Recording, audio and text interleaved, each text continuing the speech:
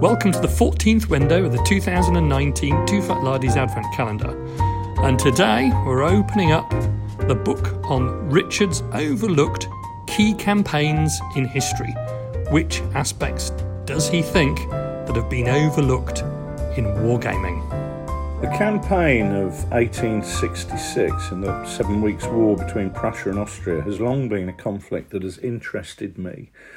From a technical point of view, it was an age of incredible tactical change as improved weapons obliged military organisations to rethink their drills.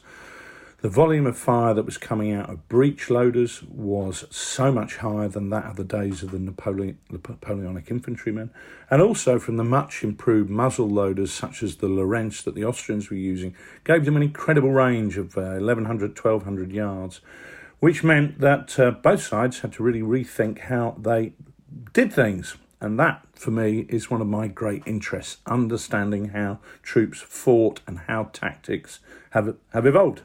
Well, now, much as the war is well known for being in what is now the Czech Republic, the fact is that there was another theatre which is often completely forgotten in Western Germany, and it's that interests me most of all. A small Prussian force, from memory, I think it was about a division in size, of Prussian troops, combined with a few odd units such as Hanseatic League battalions from some of those Hanseatic ports up on the northern German coast, were to take on the combined might of the kingdoms of Hanover, Bavaria, Württemberg and Baden, along with allied units based in what was then the federal capital at Frankfurt am Main. So you get Austrians turning up there as well, and all sorts of other units such as Nassauers. And it really is totally symptomatic of that Mitteleuropa of that 19th century, where you have so many little kingdoms, principalities, duchies, electorships, all with their own small armies. And what's fabulous about this campaign is the way that the small force took on and defeated what collectively would have been a much larger force.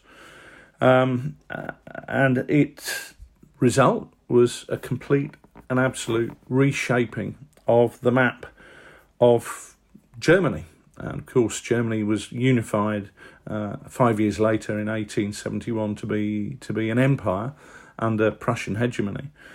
But it's that campaign in the West that has so many different appeals. The removal of the Kingdom of Hanover, which, had it not been for Salic law in 1837, when Victoria landed on the throne in the United Kingdom, would still have been a united kingdom with Great Britain and Hanover. Really, this set the tone for Prussian conquests in the Wars of Bismarck. But what's so interesting here is you're able to fight campaigns with relatively few forces. You know, literally you can be talking about 4 or 5 battalions aside. And we've done that in the past with combining battalions together. So maybe each battalion is about 100 figures. And when you put this on the table, you get such a different gaming experience where you are looking at a battle where battalions actually look like whole battalions, especially when the Prussians spread out into their Schwarm and utilise the benefits of their needle gun. For me, that has to be one of the most interesting and overlooked pivotal moments and historical campaigns that I would really love to wargame again. However, whether that will ever happen is another matter. Remember, lard is for life and not just for Christmas.